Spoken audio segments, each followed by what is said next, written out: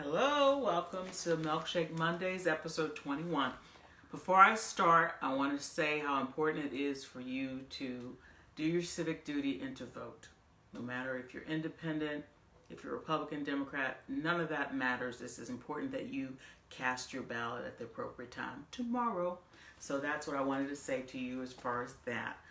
Also, tonight we're going to talk about nonstop worrying and the fact that it's killing you and your faith.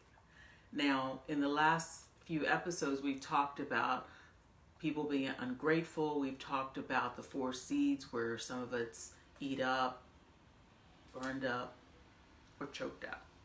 Some of you, when we talk about worrying and nonstop worrying, it'll be like my mom used to have an expression that she would say, you got a head like a brick.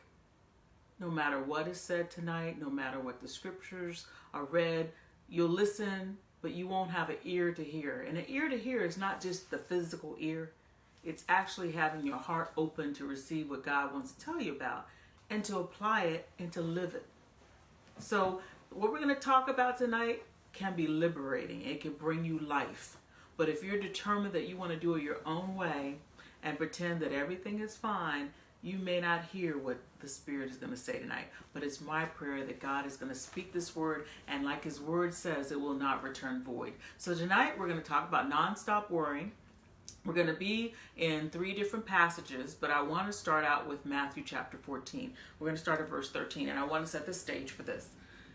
Even when you are going through some kind of trial, kind of test, some kind of emotional strain, whatever's got you off kilter, I want you to see here that Jesus Christ, no matter what's going on with Him, is never off kilter.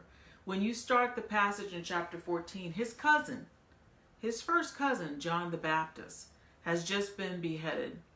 And he's just gotten the news, and he's going and he's teaching, and the multitudes are following him, and it's nighttime, and his disciples are getting ready to tell him, hey, Master, send these people away. Let them go get something to eat in town. And he's going to explain to them, no, you feed them.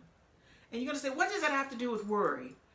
When you have a loss in your family, when you have a loss in your job, you have a loss in your relationships, something is going off kilter. It's easy for you to go inward and not think about God. But here's God, who's just heard that his cousin has died, and he's going to go through some things, and he's going to have his disciples go through some things. But I want you to see what you don't see in the story, and that's him worrying and being depressed and being upset